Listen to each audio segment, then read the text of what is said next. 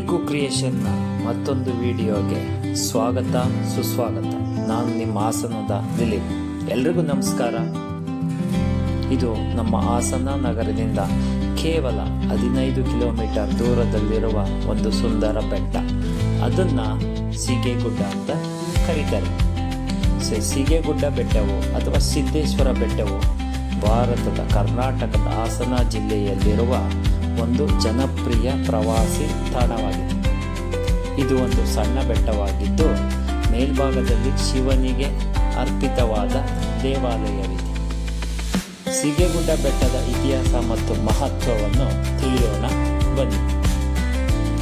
ಸೀಗೆಗುಡ್ಡ ಬೆಟ್ಟವು ಶ್ರೀಮಂತ ಇತಿಹಾಸವನ್ನು ಹೊಂದಿದ್ದು ಹಲವಾರು ದಂತಕಥೆಗಳು ಮತ್ತು ಪುರಾಣಗಳೊಂದಿಗೆ ಸಂಬಂಧವನ್ನು ಹೊಂದಿದೆ.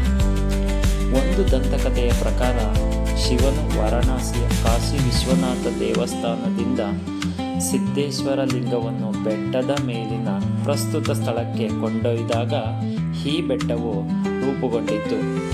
ಈ ಪ್ರಕ್ರಿಯೆಯಲ್ಲಿ ಲಿಂಗವು ಶಿವನ ಕೈಯಿಂದ ಬಿದ್ದು ಬೆಟ್ಟವನ್ನು ಸೃಷ್ಟಿಸಿತು ಎಂದು ಹೇಳಲಾಗುತ್ತದೆ. 11ರಿಂದ 14ನೇ ಶತಮಾನಗಳ ನಡುವೆ ಈ ಪ್ರದೇಶವನ್ನು ಆಳಿದ ಹೊಯ್ಸಳ ರಾಜವಂಶದಲ್ಲಿ ಸೀಗೆಗುಡ್ಡ ಬೆಟ್ಟವು ಮಹತ್ವದ ಪಾತ್ರವನ್ನು ವಹಿಸಿದೆ ಎಂದು ನಂಬಲಾಗಿದೆ. ಆ ಕಾಲದಲ್ಲಿ ಈ ಬೆಟ್ಟವು ಸೈನ್ಯದ ಚಲನವಲನಗಳನ್ನು ಮೇಲ್ವಿಚಾರಣೆ ಮಾಡಲು ಮತ್ತು ಶತ್ರುಗಳ ದಾಳಿಗೆ ಕಾವಲುಗಾರನಾಗಿ ಕಾರ್ಯನಿರ್ವಹಿಸಿತು.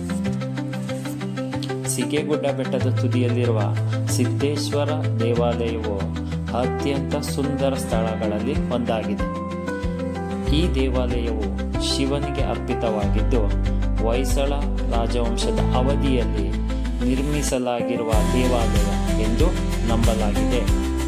ಸೀಗೆಗುಡ್ಡ ಬೆಟ್ಟವು ಸೂರ್ಯೋದಯ ಮತ್ತು ಸೂರ್ಯಾಸ್ತವನ್ನು ವೀಕ್ಷಿಸಲು ಅತ್ಯಂತ ಸೂಕ್ತ ಸ್ಥಳವಾಗಿದೆ.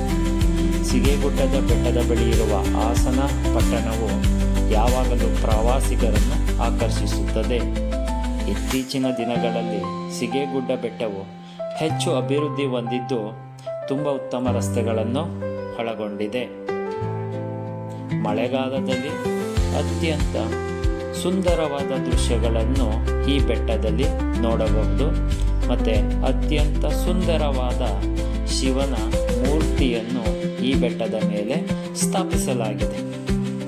ಇದು ನಮ್ಮ ಹಾಸನ ನಗರದಿಂದ ಕೇವಲ 15 ಕಿಲೋಮೀಟರ್ ದೂರದಲ್ಲಿ ನಿರ್ಮಿಸಿರುವ ಒಂದು ಸುಂದರ ಬೆಟ್ಟ.